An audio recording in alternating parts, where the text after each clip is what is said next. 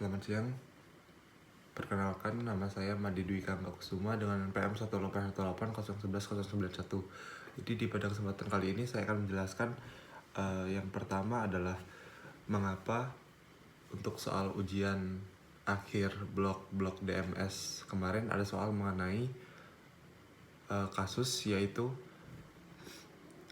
kemarin jawabannya bukan frozen shoulder. Terus yang kedua, jelaskan biomekanika otot quadriceps dan hamstring pada ekstremitas bawah. Jadi untuk yang pertama, saya akan jelaskan tentang frozen shoulder itu sendiri. Jadi frozen shoulder itu terjadi karena jaringan parut membuat kapsul menebal dan menempel di sekitar sendi bahu.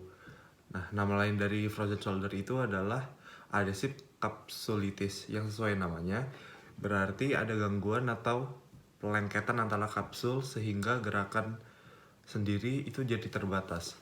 Nah, jadi pasti untuk ROM aktif maupun pasifnya ada keterbatasan. Pada soal kemarin yang ada datanya hanya keterbatasan ROM aktif dan ROM pasif tidak diperiksa dan bahkan tidak ditemukan kelemahan otot. Nah, untuk yang kedua itu jelaskan biomekanika otot quadriceps dan hamstring pada ekstremitas bawah. Nah, di sini saya akan menjelaskannya. Biomekanika kerja otot hamstring dan quadriceps pada ekstremitas bawah. Yang pertama, saya akan menjelaskan tentang otot hamstringnya terlebih dahulu.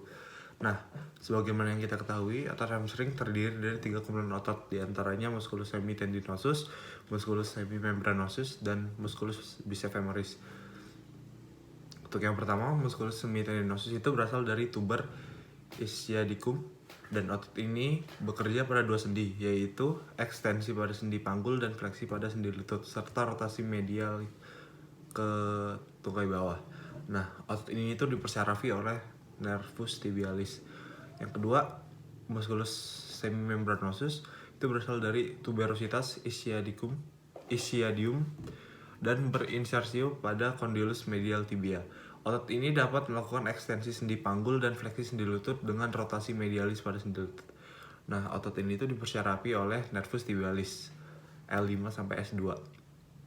Nah, yang ketiga itu musculus bicefemoris itu mempunyai dua caput. Seperti yang kita ketahui, yaitu ada caput langum dan caput breve. Caput langum bicefemoris menghasilkan gerak ekstensi ke sendi panggul. Musculus bicefemoris bisa melakukan fleksi sendi lutut dan rotasi lateral tungkai bawah. Dipersarafi oleh nervus tibialis L5 sampai S2 untuk caput langum dan nervus peroneus communis S1 sampai S2 untuk caput breve. Nah, untuk biomekanika sendiri, yang pertama ada yang namanya osteokinematik. Nah, osteokinematik ini adalah gerak sendi yang dilihat dari gerak tulangnya saja. Pada osteokinematik, hip joint gerakan yang terjadi itu berupa gerak rotasi spin dan rotasi putar. Yang kedua ada namanya arthrokinematik. Arthrokinematik adalah gerakan yang terjadi pada permukaan sendi. Pada arthrokinematik, gerakan yang terjadi berupa gerak roll dan slide.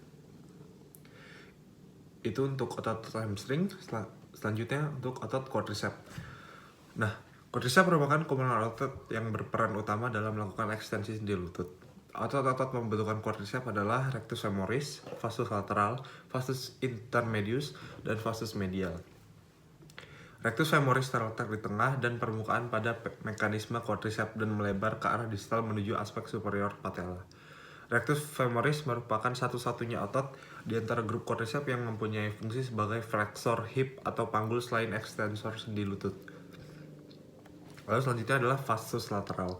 Nah, vastus lateral ini dibagi menjadi dua bagian berdasarkan arah sebutannya, yakni vastus lateral longus dan oblik. Vastus lateral merupakan otot terbesar dari grup otot quadriceps dan terletak di sisi lateral dari rectus femoris. Selanjutnya adalah vastus medial berorigo pada aspek anteromedial tulang femur dan medial intermuskular septum dan membuat sudut sebesar 50 derajat ke arah medial dari aksis femur. Vastus medial oblik mempunyai peran penting dalam menjaga patella agar tetap berada pada jalur atau tracknya saat terjadi gliding antara kedua condylus femur. Nah, yang terakhir adalah vastus intermedius terletak di dalam rectus femoris, berinsersi pada proximal patella dan berdampingan dengan vastus medial dan vastus lateral. Nah, jadi letaknya itu di tengah-tengah antara vastus lateral dan vastus medial. Nah, quadriceps menggambarkan 3 lapisan atau trilaminar susunan serabut. Rectus femoris sebagai lapisan atas atau permukaan, vastus medial dan vastus lateral sebagai lapisan tengah, dan vastus intermedius sebagai lapisan yang paling dalam. Nah, jadi trilaminar tersebut menjadi satu paduan untuk serabut tendon dan berinsersi pada aspek superior patella. Nah, oke, jadi begitu saja penjelasan saya mengenai soal-soal tersebut, dan saya ucapkan terima kasih.